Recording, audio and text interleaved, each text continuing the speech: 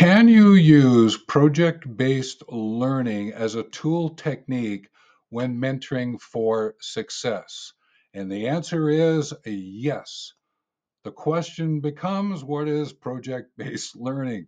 It's a education tool technique that's used certainly in higher education to be able to bring to the foreground a project that is real in real time. Often the learner says, I've got something I want to work on. I want to work on it so I can learn the what would be called the concepts, the practices that I'm learning here at the university, college, and to put them into application. And therefore, there's something to be said for it into problem-based mentoring in a mentoring arrangement, mentoring relationship. And that's what I want to share with you today. So I'm taking something that I have learned. I spent many years as an instructor and university professor and using these kind of tools and techniques. Often it was the learner was bringing something forward because that's how I set it up. But sometimes I might say, well, here's a project, let's work on it together and assign it. But most often, what I would do is I would ask the learner to bring a project to me. They have to sort of give me a sense of what they want to do, and then we would work on it together. Sometimes that was called directive studies, sometimes it was actually in the course itself. So, with project based mentoring, doing an adaptation here, I want to emphasize, and these are the same things I would emphasize with project based learning, I'm putting it in relation to project based mentoring, is that project based mentoring will involve learning, knowing, and doing approach. I'm learning something, I'm going to get to know it, value it, and then I'm going to do something with it. And that means that you're usually in a mentoring arrangement and relationship because it's a longer term, even though there are short mentoring sessions one can have. But usually mentoring is over the long term. And therefore, because of that dynamic, doing something like project based mentoring fits in really well.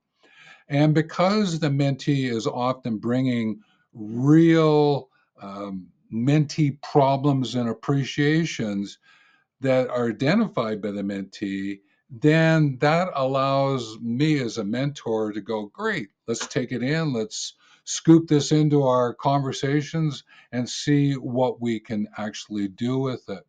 Now, I'm making mention here is that one of the things that I always remind the mentees I'm interacting with is that there are the problems and there are the appreciations. Problems, things are not working.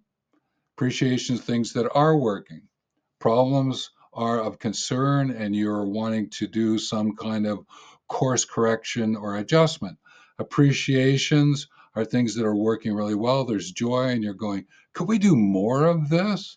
And so I want to make sure the mentee understands that we can work with either problems or appreciations. Using this problem-based mentoring approach, the mentee then gets great experience with critical thinking and collaborative conversations.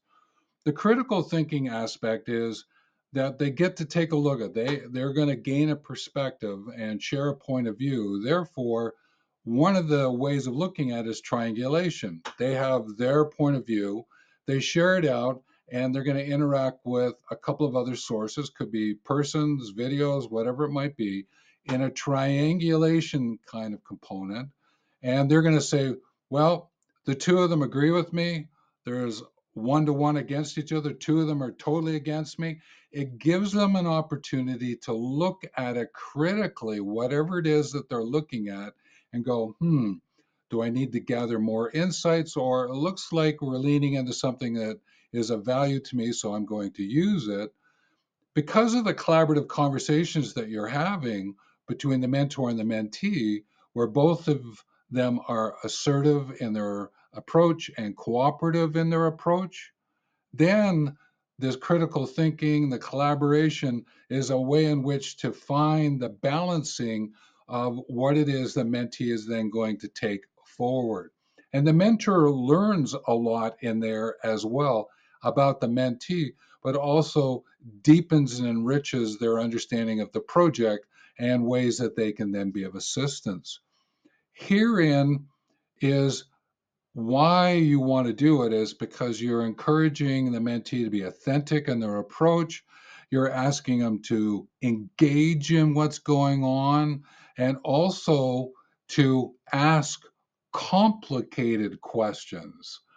Let's just go over it. Authenticity is just bringing who you are to the conversation, just being fair and respectful and being you present in the conversations, which means being engaging. And in other words, being present. And when you are involved in these conversations, you're not off drifting. You don't want the mentee off drifting. You don't want the mentor off drifting.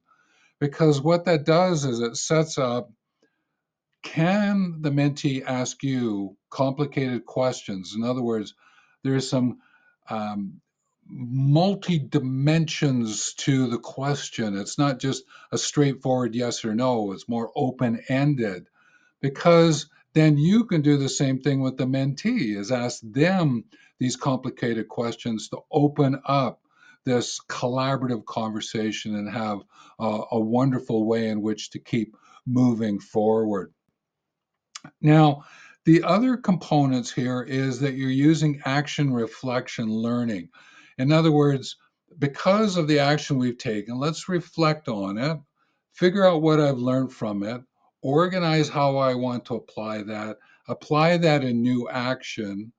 From those actions, reflect and just go through that sort of spiraling connection. And that's what you want to open up, because with this hands on, doing it in real time, most often, okay, or you may be doing it in a beta version, that's fair enough too, is that you're getting what would be the real actions, real reflections coming back that, again, I'll use the word, deepens and enriches the learning, knowing, and doing.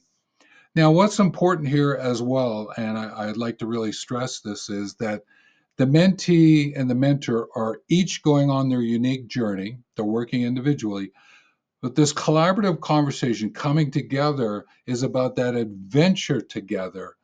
And therefore, there is a possibility to make a presentation about the product or about the presentation of what you're doing.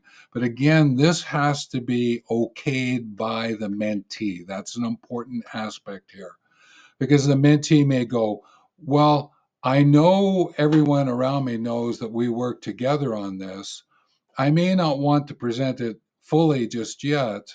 I may want to pull out a few bits and pieces and have a conversation and continue this project based learning for myself so I can bring it back into our mentoring arrangement relationship for this project based mentoring. So, again, just be clear as a mentor about what is individual and what is shared. Now, where that takes us here is into what I'll call the 7 core tenets of problem based mentoring. Again, I'm going to go over this broad brush. If any one of these you would like me to go deeper with more um, presentation insights or go into the concepts a little bit more, then let me know in the comments section below. So the core tenet, and I've been emphasizing already, but let's just really make sure we're clear. It's a real project that has mentee relevance. Whatever it is that you're working on is relevant to the mentee and it's real. That's what project-based mentoring is about. What that sets up is the inquiry, the different forms of inquiry: problem inquiry, appreciative inquiry, humble inquiry, being able to look at this through triangulation, go into it, and really be critical about what's happening. At the same time, opening up possibilities for innovation. So some of the inquiries may be from a creativity point of view, coming into with this real time, because you're going to actually put it in action, it's going to then go out and different things may happen, different responses may be recorded. And that's okay because that's what you want. You want that feed forward to keep moving. That then sets up the importance of autonomy. The mentee, there has to be a certain amount of autonomy here. It's not that the mentee always has to come back and check with you, the mentor. They can make decisions while they're in it because that's the whole reason that mentoring is set up to be this collaboration, is that the mentee can bring ideas and insights, inquiries back into the mentoring arrangement relationship based on what they have been learning, knowing, and doing. So it's great that there's autonomy here that's woven into this. Well, I've been sharing this numerous times now around the whole notion of collaboration and the assertiveness and cooperation. Because if you don't have this, then what you may fall into is competition. Tension gets in there. That's not great. You might start making compromises, um, may accommodate certain things, when in fact, those may not be the responses that you as a mentor want to bring forward or the mentee to you. If you can keep leaning into collaboration and this problem-based mentoring approach, oh, there is some really deep and rich, enlivened conversations that you can have. The next is the integration. Because it's real to the mentee, therefore becomes real to you as a mentor, is that of this learning, knowing, and doing, it's fully integrating. And yes, there are going to be times when it falls flat. We could call that a mistake, a failure, or a deep learning that gets you to go in a slightly different direction, a shift, an adjustment, a course correction. This is what integration is going to be doing, is bringing it together and maybe inviting other persons into the conversation.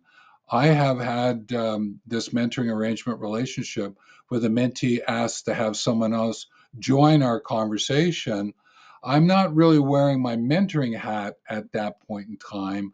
I'm more open and being a little bit more of what I would call a weaver, and just allowing the conversation. I'm helping to weave it or facilitate it. So my name that I give myself slightly shifts. Process reflection is another way of talking about action reflection. But I'm using the word process just to up the game a little bit. Words ending in ing are process words: mentoring, writing, planning, mapping, managing. These are all processes. And therefore, there's a lot more to them. And with this tenets of problem based mentoring, it may not be into the smaller actions. It may be looking at the process, which could then expand out looking at the systems that are in place. And the conversation may go from system process to action, action process to system. There again opens up possibility for even more dialogue at this point in time. And what you want to do is say to yourself and confirm again, is this public facing outcome? Does it mean there's a presentation, a product that's going to be shared, or is it just staying within the problem based mentoring? I mentioned this already. Again, is it public facing? And if it is, then you would figure out how it is that you as a mentor are going to support the mentee. Maybe you're present, maybe you're there in spirit, maybe you're there. No, again, you have to figure this out through your conversations. Let me just jump in here and remind you of this problem based mentoring and the core elements of it and these core tenets that I've just shared with you. If there's anything here that you would like a more in depth video about, put it in the comments section. If I can be of assistance one to one to a group about expanding on what problem based mentoring might be about, then I'd be happy to have a chat with you about that. there is a contact page on my website where you can get a hold of me.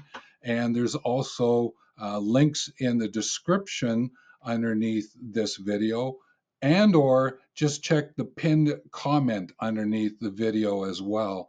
There is information about how to get a hold of us, and we can be of assistance to support you in truly valuing and figuring out how to use this problem-based mentoring.